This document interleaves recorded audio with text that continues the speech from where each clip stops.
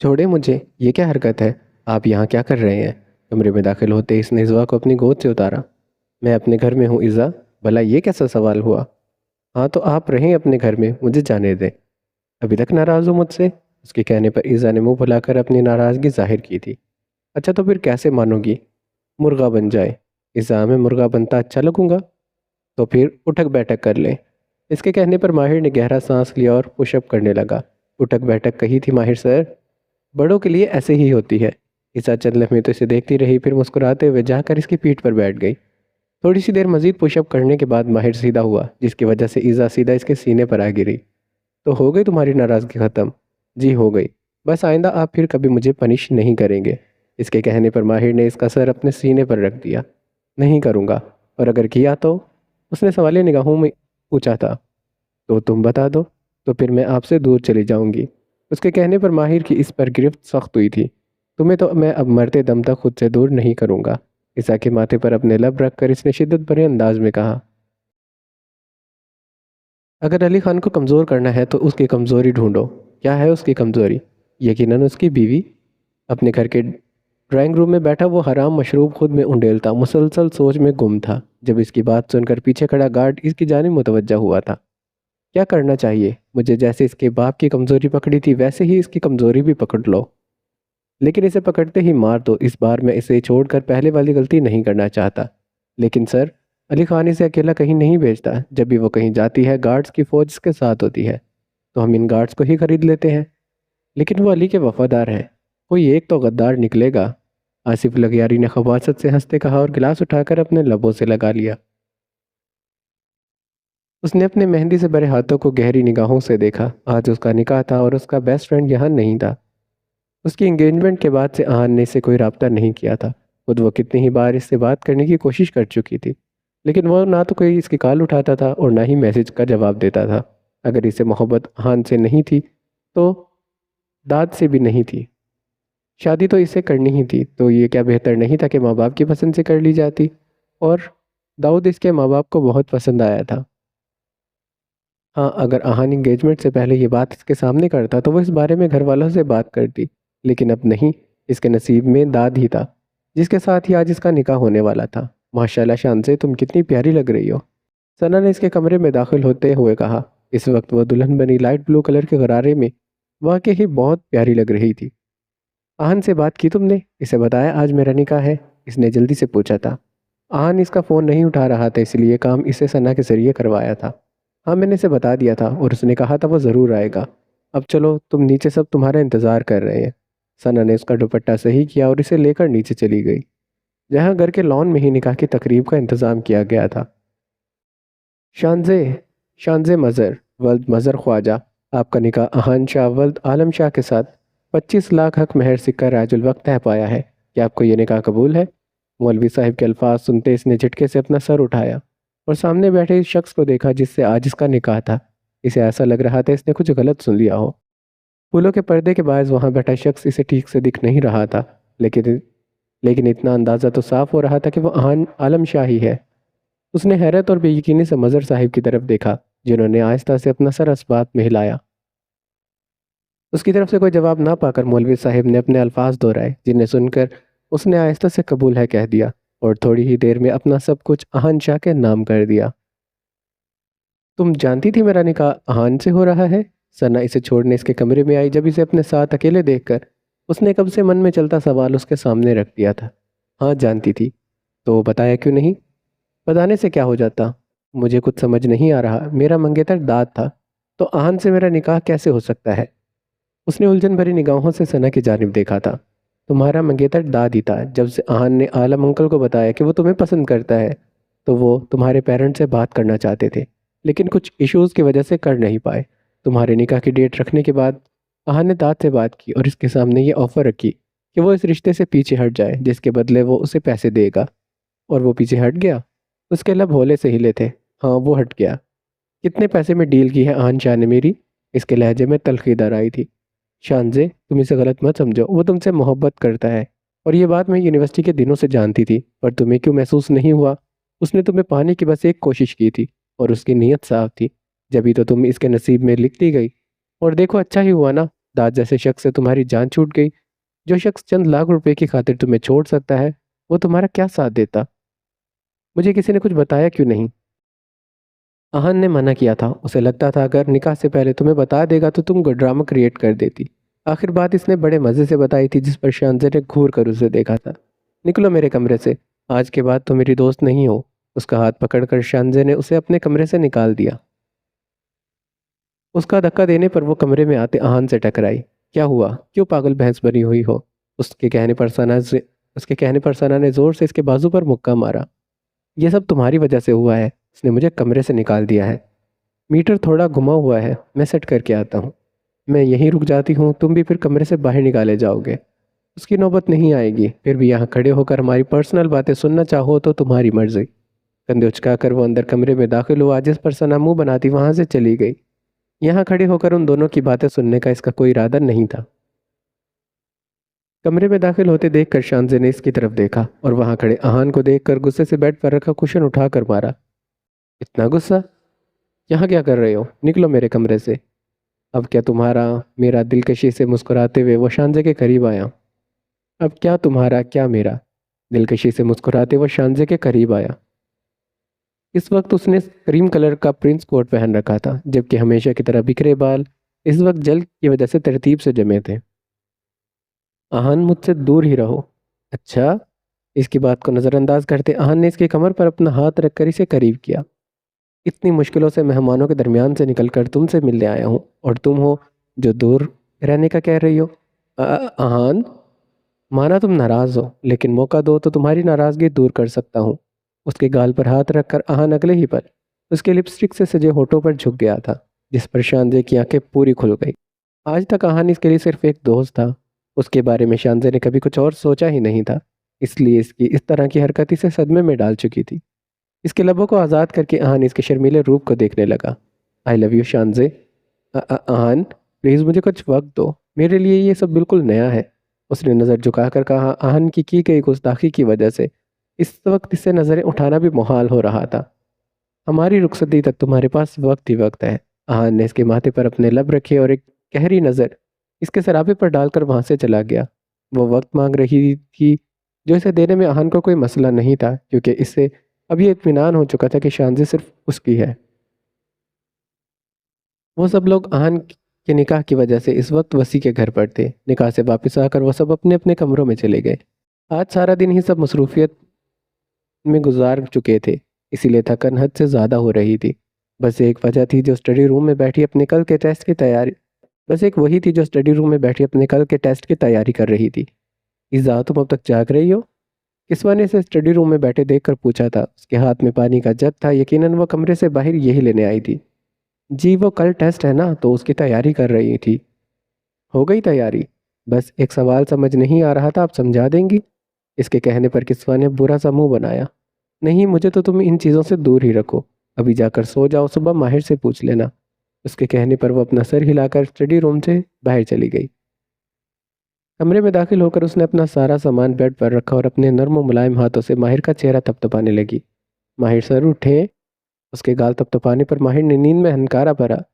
मुझे सवाल समझ नहीं आ रहा, समझा दे। सुबह समझा दूंगा, अभी सो जाओ। नहीं, अभी समझाएं, सुबह टाइम नहीं मिलेगा और इस सब्जेक्ट के टीचर बिल्कुल अच्छे नहीं हैं। अगर मैंने टेस्ट अच्छा नहीं किया तो वो मुझे पनिश करेंगे। उसके कहने पर माहिर ने आंखें खोलकर इसकी फैली किताबों को देखा और लबों पर मुस्कुराहट बिखर गई। भला किस में इतनी हिम्मत है मेरी छोटी सी बेगम को पनिश करे? ईज़ा का हाथ पकड़कर इसने इसे अपने ऊपर गिराया था। मेरे सर में है। अगर मैं तुम्हें अगर तुम्हें वो पनिश करे तो मुझे बताना, मैं इसके कान खींचूंगा। उसके कहने पर ईज़ा खिलखिला कर ऐसी। ठीक है, लेकिन अभी मुझे सवाल समझा दे। इतनी आराम से समझा दो। इतनी आराम से समझा दूँ? मेरी फीस तो दो। क्या फीस चाहिए? किस? दोनों गालों पर। उसके कहने पर कुछ देर झिझक कर ईज़ा ने बारी बारी इसके दोनों गालों पर अपने लब रख दिए। अब समझाए। लेकिन इस फीस से मेरा कुछ बना नहीं है। माहिर सर, वो चीखी थी, जिस पर मुस्कुराते माहिर उठ बैठा। समझा देता हूँ, उसके बाद खुद अच्छे से अपनी फीस ले लूँगा। उसे अपने करीब बिठाकर माहिर ने इसकी किताबों को अपने करीब किया था। आजकल तुम कुछ ज़्यादा ही मेहनती बनने का ड्रामा कर रहे हो, उसने फ्रूट खाते हुए अपने सामने बैठे इहाब से कहा। जो काम करने में मसरूफ़ था पहले ही निस्बत इसकी काम चोरी में कमी आ गई थी और वसी के सामने वो खुद को कुछ ज़्यादा ही मेहनती दिखाने की कोशिश कर रहा था। मेरे बाप ने बोला है पहले कुछ काम वगैरह कर लो फिर तुम्हारी शादी करूँगा, इसीलिए मुझे ये सब करना पड़ता है। लेकिन शादी हो जाए तो मैं ये सब छोड़ दूंगा। उसकी हालत देखकर आहान की हंसी का फवारा छूटा था। हाँ हाँ हंस लो, अपना वक्त तो जैसे तुम भूल गए हो। शांजे की एंगेजमेंट होने पर कैसे फिल्मी हीरो की तरह कमरा बंद करके बैठ गए थे। मेरा निकाह हो चुका है इसलिए मेरी फिक्र छोड़ दो, अपनी करो। और अब मुझसे बदतमीजी की तो तुम्हारी शादी के बाद काम छोड़ने वाली प्लानिंग वसी अंकल को बता दूंगा। फिर देखता हूँ कैसी होती है तुम्हारी शादी। तुम्हारी बात पर जैसे वो यकीन कर लेंगे। उसके कहने पर अहान ने अपने पास रखा फ़ोन उठाया और इसमें मौजूद इहाब की गई बातें सुना दी। उसके निकाह के बाद से इहाब वैसे भी आजकल बड़ा तपा पड़ा था। वो आजकल इतना काम सिर्फ वसी को दिखाने के लिए कर रहा था और इसे पता था इसके इस तरह करने की बात पूछने पर बिगड़े मूड में कुछ ना कुछ उल्टा सीधा ज़रूर कहेगा। इसलिए यहाँ बैठते ही इसने रिकॉर्डिंग ऑन कर दी थी। क्या बोल रहा था? रिकॉर्डिंग खत्म होते ही इसने मुस्कुराते इहाब की जानिब देखा। मैं तो कह रहा था शांति भाभी को किसी चीज़ की ज़रूरत हो तो मुझे बता देना, मैं हाजिर हूँ। अपने लिए इहाब के मुंह से इतनी इज्जत इससे हजम नहीं हो रही थी। वो तुमसे मोहब्बत करता है और ये बात मैं यूनिवर्सिटी के दिनों से जानती थी। पर तुम्हें क्यों महसूस नहीं हुआ? तुम इतनी बेवकूफ़ क्यों हो शांजे? सच सच बताओ कि आज तक तुम्हें मेरी नज़र में अपने लिए कोई जज्बात नहीं दिखे? तुम्हें आज तक ये अंदाज़ा नहीं हुआ कि मैं तुमसे कितनी मोहब्बत करता हूँ? शानज़े अहान शाह। गुजरे पल की याद में खोई वो इस वक्त अपनी मेहंदी से सजे हाथों को देख रही थी। सना भी जानती थी कि अहान इससे मोहब्बत करता है, लेकिन उसे तो आज तक इस बात का ज़रा भी एहसास नहीं हुआ था। क्या वाकई में वो इतनी बेवकूफ़ थी? मेहमानों के जाने के बाद इसने मज़र साहिब से सारी तफसील सुनी थी। अहान ने दाद को पैसों का लालच दिया ताकि वह शानज़े से मंगनी ख़त्म कर दे। उन्हें इस बात की वजह से इस पर बिल्कुल गुस्सा नहीं आया, क्योंकि इसकी वजह से इन्हें यह बात पता चली थी कि दाद इनकी बेटी के साथ कितना मुखलिस है। जो शख्स पैसों की खातिर निकाह से चंद दिन पहले से छोड़ सकता है, वो आगे जाकर क्या करता। ऐसे में अहान का रिश्ता इनकी नज़र में बेस्ट ऑप्शन था। शानज़े की वजह से वो इसकी पूरी फैमिली से वाकिफ़ थे। अलबत्ता मुलाकात कभी नहीं हुई थी, लेकिन फिर भी मज़र साहिब इनके नाम की वजह से इन्हें अच्छे से जानते थे। उन्होंने शानज़े से इसकी राय नहीं ली, क्योंकि वो अपना हर फैसला पहले से ही इन पर छोड़ चुकी थी। उसने दाद से मंगनी भी अपनी राय नहीं बल्कि इन्हीं पर छोड़ी थी। और यहाँ तो बात अहान शाह की थी जो इसका बेस्ट फ्रेंड था। इन्हें नहीं लगता था शानज़े को इस बात पर कोई एतराज़ होगा, लेकिन ये बात इसे पता ना चले, ये अहान की ख्वाहिश थी। उसका निकाह अहान से होने वाला था, ये इसके अलावा सब जानते थे। होश में आते ही इसने अपने दुखते सर पर हाथ रखा। जब हाथ पर कुछ गीलापन महसूस हुआ, इस वक्त वह जिस जगह मौजूद थी वो कमरा किसी खंडर से कम नहीं लग रहा था। कमरे में रोशनी थोड़ा ऊपर की जानिब बनी खिड़की से आ रही थी। इसने अपना हाथ इस रोशनी में किया जहाँ इसके हाथ पर अब खून लगा था। इसने अपना दुपट्टा सर पर दुखती जगह पर रखा। शायद सर कहीं लगने की वजह से चोट लगी थी। वो इस वक्त कहाँ थी? आहन के निकाह की वजह से वो वसी के घर पर थी और आज ड्राइवर के साथ वो अपने घर जा रही थी। जब रास्ते में गोलियां चलनी शुरू हुई और गाड़ी इनबैलेंस हुई, जिसके बाद वो बेहोश हो गई थी। अब होश आया तो इस कमरे में बंद थी। उसने गहरा सांस लेकर खुद को पुरसुकून किया और दरवाज़ा बजाकर आवाज़ें देने लगी। वो कहाँ फंस गई थी? शायद कोई इसे गलत फहमी की बिना पर यहाँ ले आया था। उसने अपना पर्स ढूंढना चाहा, लेकिन वो यहाँ नहीं था। लेकिन इसका मोबाइल इसके पास ही था। उसने शुक्र अदा किया। वो अपना मोबाइल बहुत कम पर्स में रखती थी।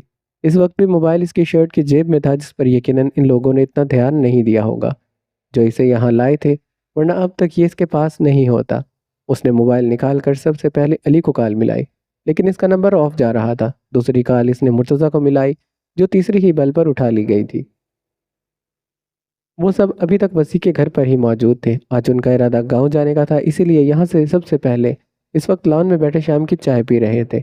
इसके बाद इन्हें निकलना था। अहान कहाँ है आयरा? इस वक्त सभी लॉन में बैठे थे सिवाय अहान के।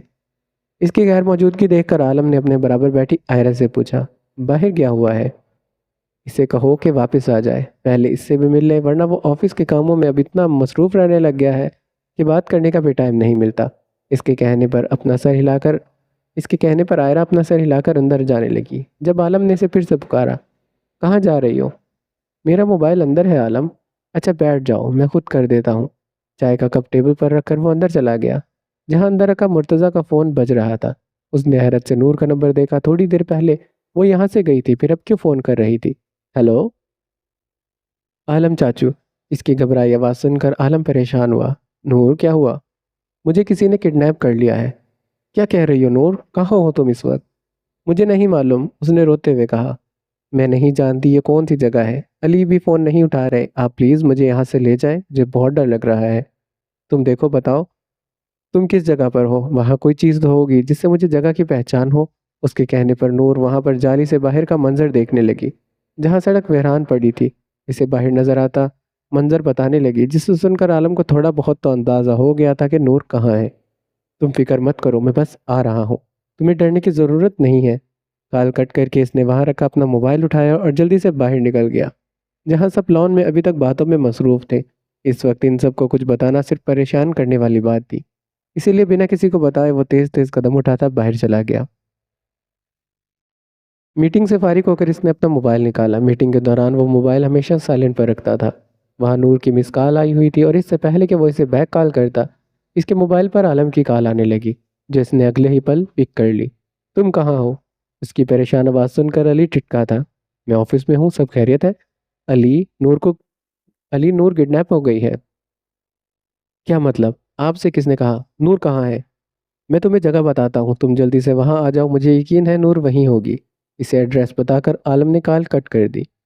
अपनी गाड़ी की चाबियां उठाकर अली जल्दी से बाहर निकलने लगा, जब इसके मोबाइल पर फिर से कॉल आने लगी। अली खान, कैसे हो? क्या बकवास करनी है? आसिफ लगयारी की आवाज़ सुनते इसने बेजारी से कहा, जब अगले ही पल जहन में जंपाका हुआ। नूर किडनैप हुई थी और इसे वो कॉल कर रहा था। तुम्हारी बीवी इस वक्त मेरे पास है। क्या चाहिए तुम्हें? नूर नाम है ना इसका। अपनी बकवास बंद करो, बताओ क्या चाहते हो? तुम्हारी बीवी की मौत। उसके कहने पर आर्यान तो जैसे तड़प ही उठा था। देखो आसिफ, तुम चाहते हो मैं सियासत छोड़ दूं तो मैं छोड़ दूंगा, और वो सबूत जो तुम्हारे पास है मेरे गलत कामों के, मैं वो भी जला दूंगा, किसी को नहीं दूंगा। तुम बस मेरी बीवी को कुछ मत करना, उसने जल्दी से कहा, जबकि इसकी बेचैनी देखकर आसिफ लगयारी ने कहका लगाया। मैं ऐसी कोई गलती नहीं करने वाला, तुम्हारे बाप ने भी यही किया था, लेकिन मैं तुम्हारे मामले में ये बेवकूफ़ी नहीं करूंगा। मुझे तुम्हारी बात पर यकीन नहीं है, इसलिए मैं इसे मार दूंगा। तुमने इसे कुछ किया ना आसिफ, तो मैं तुम्हें दर्दनाक मौत दूंगा, अजियत भरी। इसने दांत पीसते कहा था। बात पूरी करो, बात करोगे अपनी बीवी से? आलम से बात करके इसके दिल को थोड़ी तसल्ली मिली थी। अब वो आ रहा था इसे बचाने के लिए। वो दोबारा अली को कॉल मिलाने लगी, जब दरवाज़ा खुला और कोई अंदर दाखिल हुआ। उसने जल्दी से मोबाइल छुपा लिया। तो तुम हो अली खान की बीवी? आसिफ लगैर इसके करीब आकर इसके सामने बैठ गया, जिस पर नूर ने खुद को पूरा दीवार के साथ चिपका लिया। तुम्हारा शौहर है, तुमसे बात करना चाहता है। इसे बुलाओ, इससे बात करो। उसने फ़ोन नूर के करीब किया, लेकिन वो खामोश रही, जिसकी वजह से आसिफ लगयानी ने इसके बालों को अपनी पकड़ में लिया। इसके सर में चोट तो पहले ही लगी थी, इसके इतने सख्ती से बाल पकड़ने पर चीख इसके लबों से निकली, जिसे सुनकर अली मजीद बेचैन हुआ। इसका बस नहीं चल रहा था इस वक्त उड़कर नूर के पास पहुंच जाए और इसे खुद में छुपा ले। बुलाओ उसे। अली प्लीज़ मुझे यहाँ से ले जाए, इसने कपकपाते लबों में कहा, और इससे पहले कि अली कुछ कहता आसिफ लगयारी फ़ोन काट चुका था। उसने इत्मीनान से एक नज़र रोती नूर को देखा और उठकर बाहर चला गया। उसके जाने के बाद वो अपनी जगह से उठकर दरवाज़ा खोलने लगी। शायद उस शख्स ने दरवाज़ा लॉक नहीं किया था, लेकिन वो लॉक्ड था। उसने पूरे कमरे में नज़र दौड़ाई, जब वहाँ एक और दरवाज़ा नज़र आया। वो वहाँ जाकर नूर ने दरवाज़ा खोला। वो वॉशरूम था, जिसकी हालत इतनी गंदी और ख़राब हो रही थी कि नूर का दिल मतली होने लगा। उसकी नज़र वहाँ बनी खिड़की पर गई। वो ऊपर की जानिब बनी थी, लेकिन अगर नूर वहाँ तक पहुँच जाती तो बआसानी इसमें से निकल सकती थी। अपने दोनों पाँव वॉश बेसन पर रखकर वो खड़ी हुई, जिसकी वजह से वह आराम से इस खिड़की तक पहुँच गई। उसने खिड़की खोली, जो खुल नहीं रही थी। ऐसा लग रहा था कितने अरसे से वो बंद पड़ी थी। उसने ज़ोर लगाया और थोड़ी कोशिश के बाद वो खिड़की खुल गई। उसने खिड़की से नीचे झांका और ज़मीन से थोड़ा इसने खिड़की से नीचे झांक कर देखा। ज़मीन से थोड़ा फासले तो था, अगर वो कूदती तो यकीनन कहीं चोट लग सकती थी, लेकिन इस वक्त यहाँ से निकलने का यही एक रास्ता था। जैसे तैसे करके वो इस खिड़की से निकल कर कूदी थी, जिसकी वजह से इसकी खाल जगह जगह से छिल चुकी थी। सड़क वेरान पड़ी थी और वहां से भागने लगी, जब वहां घर के ऊपर खड़े एक गार्ड ने इसे देख लिया और देखते ही गोली चला दी। ये इनके मालिक का हुक्म था कि अगर वो लड़की कहीं भागने लगे तो इस पर फौरन गोली चला दी जाए। वो जिस तरह से कूदी थी वो बैक साइड थी, वो जिस तरफ से कूदी थी वो बैक साइड थी। गोली की आवाज़ सुनकर दूसरी तरफ खड़े गार्ड मुतवज्जा हुए, लेकिन यहाँ ऊपर खड़ा बस वो एक वाहिद गार्ड था। ठाक की आवाज़ इस खामोश माहौल में गूंजी थी। नूर ने अपने पेट पर हाथ रखा जहाँ से खून निकल रहा था। तकलीफ इतनी थी कि खड़े होना भी मुश्किल लग रहा था। वो लाडो में पली थी, जिसकी छोटी सी चोट पर पूरी हवेली के अफराद परेशान हो जाते थे। इसके भाइयों ने कभी एक कांटा तक चुभने नहीं दिया था, और यहाँ से गोली लग गई थी। कैसे बर्दाश्त करती वो इस दर्द को। गार्ड ने बंदूक का रुख इसकी जानिब किया और मजीद गोलियां चलाई, लेकिन इस बार गोलियां नूर के लिए नहीं बल्कि आलम को लगी, जो ऊपर खड़े गार्ड की बंदूक का रुख इसकी जानिब देखकर किसी ढाल की तरह इसके सामने जा खड़ा हुआ था। उसने इस वक्त क्रीम कलर का शलवार कमीज पहन रखा था, जो इस पर गोली लगने की वजह से सारा खून में भर चुकी थी। नन्हा नूर, मेरा बच्चा। तकलीफ से होंठ भींच कर इसने नूर को पुकारा, जो बेहोश हो चुकी थी। इससे पहले कि वहां मजीद कोई इससे पहले कि वहां मजीद किसी का खून बहता, पुलिस वहां पर आ चुकी थी। आसिफ लगयारी तो पहले ही यहाँ से जा चुका था। बाकी वहां मौजूद गार्ड्स को पुलिस अपनी हिरासत में ले चुकी थी। एम्बुलेंस बुलाओ फौरन। इन दोनों को खून में लथपथ देखकर अली चिल्लाया था, नूर, नूर मेरी जान, उठो, देखो मैं आ गया हूँ। उसने भीगी आंखों से नूर के खून में लथपथ वजूद को अपनी बाहों में भरकर पुकारा। उसकी आंखें भीग रही थी। पहले माँ बाप को वो खो चुका था और अब नूर को खोने की हिम्मत नहीं थी। उसकी बेरौनक जिंदगी में वो नूर बनकर आई थी, जिसने हर तरफ रोशनी बखेर दी। वो कैसे इसे खोने देता। नूर प्लीज, एक बार आंखें खोल कर देखो, तुम्हारा अली आ गया है। उठो, एक बार मुझे देखो तो। देखना, मैं तुम्हें कुछ नहीं होने दूंगा, और अगर तुम्हें कुछ हुआ तो खुदा की कसम खुद को भी खत्म कर लूंगा। वो भीगे लहजे में से कह रहा था, जिसे इस वक्त किसी बात का होश नहीं था। एम्बुलेंस के वहां आते ही इसने जल्दी से आलम और नूर को इसमें डाला। इन दोनों का खून पहले ही बहुत बह चुका था। नूर को एक गोली लगी थी और आलम को तीन। गुमसुम सा वो इस वक्त सर झुकाए बैठा था, जब अचानक किसी ने इसे गिरबान से पकड़कर खड़ा किया। तुम्हारी वजह से हुआ है ना ये सब। मेरी बहन इस वक्त इस हाल में तुम्हारी वजह से है। गुस्से से वो इस वक्त इस पर चिल्ला रहा था, और अली गायब दिमागी से इसकी बातें सुन रहा था। माहिर, छोड़ो इसे। मुर्तज़ा ने आगे बढ़कर इससे अली को दूर किया। वो सब जान चुके थे कि इस सब के पीछे आसिफ लगयारी का हाथ है, जिसका सबसे बड़ा दुश्मन अली खान है। यकीनन अली की वजह से इसने नूर के साथ ये सब किया था। कैसे छोड़ दूं। नूर और बड़े बाबा इस वक्त जिंदगी और मौत की जंग लड़ रहे हैं, सिर्फ इस शख्स की वजह से। माहिर, तू मेरे साथ चल। साहिर ने आगे बढ़कर इसका हाथ पकड़ा, जिससे वो झटक कर खुद गुस्से से वहां से चला गया। साहिर, इसके पीछे जाओ। आर्यन के कहने पर वो अपना सर हिलाकर इसके पीछे चला गया। जब जरियाम अली के करीब आया था, इसने कुछ गलत नहीं कहा। अली, नूर की और मेरे बाप की इस हालत के जिम्मेदार तुम हो। तुमने कहा था इसकी हिफाजत करोगे। ये हिफाजत की है तुमने इसकी। वो माहिर की तरह चीख नहीं रहा था, लेकिन गुस्सा इसके लहजे से साफ झलक रहा था। याद रखना अली, अगर मेरी बहन को कुछ हुआ तो मैं तुम्हें जान से मार दूंगा। वो कहकर वहां से जा चुका था, जबकि इसके कहने पर अली से ये भी नहीं कह सका कि अगर इसके नूर को कुछ हुआ तो वो खुद अपने आप को ख़त्म कर लेगा। बैठ जाओ अली, परेशान मत हो, देखना इंशाल्लाह नूर को कुछ नहीं होगा। मुर्तज़ा इसे वापस बिठाने लगा और ख़ुद इसके बराबर बैठ गया। वो बाप था और भाई भी। वो बाप था और भाई भी इस वक्त इसके दो कीमती रिश्ते ज़िंदगी और मौत के दरमियान झूल रहे थे। उसकी आंखें बार बार भीग रही थी अपने आंसू पर। इसने मुश्किल से बंद बांधा हुआ था। इसे तसल्ली चाहिए थी, लेकिन इस वक्त इससे ज़्यादा तसल्ली की ज़रूरत अली को थी, जो इस वक्त किसी हारे हुए इंसान की तरह पड़ा था। आपने ठीक कहा था। कुछ देर खामोशी के बाद उसने आहिस्ता आवाज़ में कहा, जिस पर मुर्तज़ा गहरा सांस लेकर रह गया। जानता था वो किस बारे में बात कर रहा था। आपने कहा था कि मैं अपनी वजह से इसकी जान खतरे में डाल दूंगा।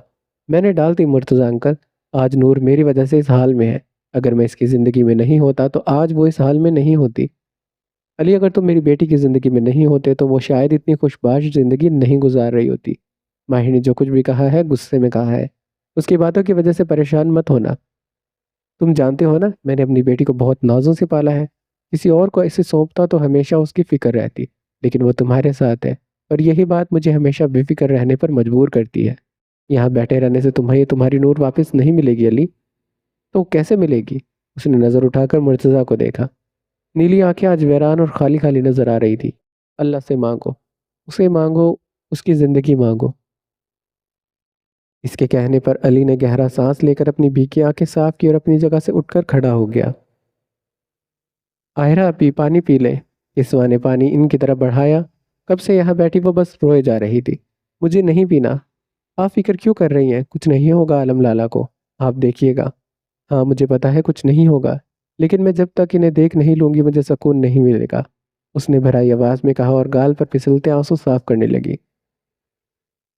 ए अल्लाह, मैं एक आम सा बंदा हूँ जो आज तेरे आगे हाथ फैलाकर भीख मांग रहा है। बेशक तू अपने बंदों को खाली हाथ नहीं लौटाता। जानता हूँ मैं बहुत गुनाहगार हूँ, पर तू तो रहीम व करीम है। या रब, बेशक तू अपने बंदों पर इनकी बर्दाश्त से ज़्यादा बोझ नहीं डालता। मैं थक चुका था। अकेले तन्हा जिंदगी गुजारते गुजारते नूर मेरी ज़िंदगी में आई और अब मैं इसे खोना नहीं चाहता। अल्लाह, तू मेरा सब कुछ मुझसे ले ले, बस मुझे मेरी नूर वापस दे दे, इसे ज़िंदगी दे दे। इसके बिना मेरा कोई वजूद नहीं है। वो मेरी ज़िंदगी जीने की वजह है, जिसने मेरी ज़िंदगी को रोशनियों से भर दिया था। अगर इसे कुछ हो गया तो फिर मैं फिर से अंधेरे में चला जाऊंगा, और मैं फिर से अंधेरे में नहीं जाना चाहता। रहम कर मौला, बेशक तू निहायत रहम करने वाला है। इस वक्त वो रोते रोते दुआ मांग रहा था, अपनी ज़िंदगी मांग रहा था। दुआ में ज़िंदगी जीने की वजह मांग रहा था। ए पाकज़ात, जो अपने बंदों को 70 माओं से ज़्यादा चाहता है, तो कैसे मुमकिन था कि वो अपने रोते तड़पते बंदे को खाली हाथ लौटा देता। इस वक्त वो एक ही जगह पर नजर जमाए खड़ी थी। मुर्तज़ा ने दूर से इसे वहां पर खड़े देखा और जाकर इसके करीब खड़ा हो गया। वो अली को देख रही थी, जो प्रेयर रूम में बैठा हुआ हाथ दुआ के अंदाज में उठाए रो रहा था। क्या देख रही हो? इसकी नज़र से मुसलसल रोते हुए अली को देखकर मुर्तज़ा ने पूछा था। वो अली खान था, एक मशहूर सियासतदान, मजबूत मर्द, जो आज अपना सब कुछ भुलाए किसी बच्चे की तरह एक लड़की के लिए रो रहा था। देख रही हूँ मेरी बेटी कितनी खुश नसीब है। मैंने एक बार पढ़ा था मुर्तज़ा, कि वो औरत खुश नसीब होती है जिसके लिए मर्द होता है, लेकिन ये नहीं पता था कि मेरी बेटी भी इन खुशकिस्मत औरतों में शामिल होगी। इसने नज़र उठाकर मुर्तज़ा को देखा। नूर को कुछ नहीं होगा। पता नहीं वो बता रही थी या पूछ रही थी। मुर्तज़ा ने सर हिलाकर नरमी से इसे अपने साथ लगाया। हमारी बेटी को कुछ नहीं होगा।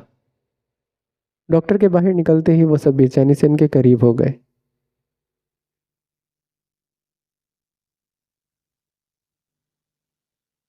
I am sorry mister Khan.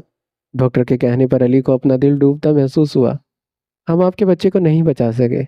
इसे ऐसा लग रहा था वो अगली सांस नहीं ले पाएगा। जबकि डॉक्टर की बात सुनकर वहां बैठे सभी अफराद हैरत में जा चुके थे। बच्चा? जी, आपकी वाइफ प्रेग्नेंट थी। डॉक्टर के कहने पर इसने अपने खुश्क लबों पर जबान फेरी। मेरी बीवी, वो कैसी है? वो ठीक तो है ना? जी, आपकी बीवी अब खतरे से बाहर है। उसने सुकून भरा सांस लिया और दिल में खुदा का शुक्र अदा किया। और आलम अंकल, मतलब दूसरा पेशेंट, उनके बारे में अभी कुछ नहीं कह सकते। आप लोग बस दुआ करें। डॉक्टर कहकर वहां से जा चुकी थी, जबकि इनके अल्फाज सुनकर आयरन ने अपना दिल थाम लिया। थोड़ी देर पहले जो नूर के ठीक होने की खबर सुनकर वो सब लोग मुतमईन हो गए थे, वहीं आलम के बारे में सुनकर अब वो सब फिर से बेसुकून हो चुके थे। अम्मा साईं, आप सुबह से ऐसे ही बैठी हैं, कुछ खाया भी नहीं है। प्लीज़ घर जाकर थोड़ी देर आराम कर लें। जरियाम के कहने पर उसने अपना सर नफ़ी में हिलाया। नहीं, मैं आलम को छोड़कर कहीं नहीं जाऊंगी। जब तक उन्हें होश नहीं आएगा और मैं यहाँ नहीं होंगी तो इन्हें बुरा लगेगा। नहीं लगेगा, बल्कि अगर आपको यहाँ देखा तो बुरा ज़रूर लगेगा। आप उनकी वजह से सारा दिन ऐसे ही बिना कुछ खाए पिए बैठी हैं। मैं कहीं नहीं जाऊंगी जरियाम। अम्मा साईं, आपको मेरी कसम। जरियाम के कहने पर उसने बेबसी से उसकी जानिब देखा। प्लीज़ जाएं। वादा करता हूँ जैसे ही बाबा साईं को होश आएगा सबसे पहले आपको इत्तला दूंगा। प्लीज़ घर जाएं, थोड़ी देर आराम कर लें। जरियाम, अच्छा ठीक है, थोड़ी देर आराम करने के बाद वापस आ जाइएगा, पर प्लीज़ अभी जाएं। फिर तुम यहाँ से उठना मत और बार बार डॉक्टर से पूछते रहना और मुझे बताते रहना। उसके कहने पर जरियाम ने अपना सर हाँ में हिलाया और आहन के साथ इसे बाहर भेज दिया। उसने आहिस्ता से इसके कमरे में कदम रखा। थोड़ी देर पहले इसे रूम में शिफ्ट किया गया था, जबकि होश इसे अभी तक नहीं आया था। इसके करीब जाकर अली ने इसे गहरी नज़रों से देखा। उसने अपना हाथ नरमी से नूर के पेट पर रखा और इसे गोली लगी थी। पेट पर कितनी तकलीफ हुई होगी ना उसकी नूर को, और इस जान को भी जिससे सभी अब तक लाइम थे। वो बाप बनने वाला था और इसे पता ही नहीं था। खुशखबरी मिली भी थी तो छीन ली गई थी, लेकिन इसे कोई गिला नहीं था। वो तो खुदा का शुक्र अदा करते करते नहीं थक रहा था, जिसने इसकी बीवी को इसे वापस दे दिया था। आँख खुलते ही इसने घड़ी में टाइम देखा, जहाँ रात का 1 बजने वाला था। वो जल्दी से उठी। घर आकर वो बस चंद लम्हों के लिए लेटी थी जब उसकी आंख लग गई। उसे हैरत हो रही थी वो भला कैसे सो गई। वो जल्दी से उठकर कमरे से बाहर निकली। उसे यहाँ से जाना था। उस वक्त उसे बस आलम को देखना था। हॉस्पिटल पहुंचते ही वो सीधा इस साइड पर गई जहां वो पहले बैठी थी। इस वक्त भी वो सब वहीं बैठे थे। जरियाम, आलम कैसे हैं? उन्हें होश आ गया। उसने जरियाम के पास आकर जल्दी से कहा, अम्मा साई आप यहाँ क्या कर रही हैं? मैंने आपको कहा था ना कि मैं आपको खुद फ़ोन कर दूंगा। तो मुझे बताओ आलम ठीक है? जी वो ठीक है, लेकिन अभी होश नहीं आया। डॉक्टर उन्हें चेक कर रहे हैं। वो इसे बाकी की तफसील बताने लगा जब नर्स इधर आईसीयू से निकल कर आई थी। तेज तेज कदम उठाती वहां से चली भी गई, एकदम से, जैसे वहां भगदड़ मच चुकी थी, जिसे देखकर आयरा का दिल डूबा जा रहा था। ये सब क्या हो रहा है जरियाम? उसने घबरा कर जरियाम का बाजू हिलाया, लेकिन इससे पहले कि वो इसे कोई तसल्ली भरा जवाब दे पाता, डॉक्टर रूम से बाहर निकले, जिन्हें देखकर आयरा जल्दी से इनके करीब गई थी। मेरे हस्बैंड कैसे हैं? आई एम सॉरी मिसेज आलम, हमने पूरी कोशिश की लेकिन उनकी इतनी ही जिंदगी थी। आयरा सुनहरे दिमाग के साथ इनके कहे गए अल्फाज को सुन रही थी। आई एम सॉरी, कितना आसान होता है ना ये लफ्ज़ कहना, चाहे भले सामने वाले की सारी जिंदगी उजड़ जाए। होश में आते ही वो जल्दी से अंदर गई, जहाँ बंद आंखों के साथ आलम का भी जान वजूद पड़ा था। उसकी आंखें बंद थी और आज तो इसका डिंपल भी गायब था। आलम, उसके करीब जाकर आयरा ने कपकपाते हाथों से इसके चेहरे को छुआ। आलम उठे, देखिए डॉक्टर क्या कह रहे हैं, मुझे पता है ऐसा कुछ नहीं है। अब आप मुझे छोड़कर नहीं जा सकते, प्लीज़ उठें। उसका चेहरा तपतपाते वो इसे उठाने की कोशिश कर रही थी, लेकिन वो कैसे उठता? वो जा चुका था। आयरा, वो मर चुका है। उसकी हालत देखकर आर्यान ने कहा, इसे बताना चाहा कि आलम शाह अब नहीं रहा, लेकिन आयरा ने इसकी बात पर ध्यान नहीं दिया। वो बस रोते हुए आलम को उठाने की कोशिश कर रही थी। उसके आंसू आलम के चेहरे पर गिर रहे थे, लेकिन वो आज हमेशा की तरह इसके बहते आंसू देखकर तड़पा नहीं था। तो तुम मेरे लिए रो कर तो तुम मेरे लिए रो, इसके लिए तो मुझे क्या मरना पड़ेगा? तुम्हें मेरे प्यार की कदर नहीं है। आयरा, कदर कर लो इससे पहले कि देर हो जाए। इसे आलम की बातें याद आ रही थी, जिन्हें याद करके इसके रोने में मजीद इजाफा हो रहा था। आलम प्लीज़ उठे ना, मुझे अपना डिंपल दिखाएं, प्लीज़ उठ जाए। कभी आपकी बात नहीं टालूंगी, जो आप कहेंगे वो करूंगी, बस आप उठ जाएं। उसकी हालत देखकर वहां हर किसी के आंखें भीग रही थी, लेकिन इसे चुप कराने का हौसला किसी में नहीं था। जरियाम अपने आंसू साफ करके आगे बढ़ा और इसे आलम से दूर किया। अम्मा साई, बाबा साई अब नहीं रहे। तुम कैसे ये बात कह सकते हो? उसके कहने पर जरियाम चीखा। इस वक्त आयरा को नरमी से कोई बात समझ नहीं आनी थी। अम्मा साई, बाबा मर चुके हैं। बाबा साई चले गए हैं हमें छोड़कर। जरियाम ऐसे मत कहो। उससे दूर होकर वो वापस आलम को उठाने की कोशिश करने लगी, जब जरियाम ने इसे खींचकर मजबूती से अपने सीने में लगाया था। जरियाम छोड़ो मुझे। अम्मा साई, वो मर चुके हैं, अब वापस नहीं आने वाले। वो किस तरह इन लफ्ज़ों को अदा कर रहा था सिर्फ ये वही जानता था। उसके कहने पर आयरा के रोने में मजीद शिद्दत आई। वो हिचकियों के साथ रो रही थी और जरियाम बस जब्त से अपने सीने से लगाए खड़ा था। उसने भीगी नज़रों से आलम को देखा, जब वहां खड़े वार्डरोब ने चादर इसके चेहरे तक डालकर इसका चेहरा छुपा दिया। जरियाम ने अपनी आंखें जोर से मीच ली, जिसकी वजह से आंखों में बैठे आंसू गाल पर बह निकले। ये मंजर दुनिया का सबसे खौफनाक मंजर लग रहा था। आलम शाह नहीं रहा था, वो चला गया था और अपने साथ जुड़े कितने ही रिश्ते बखेर गया था।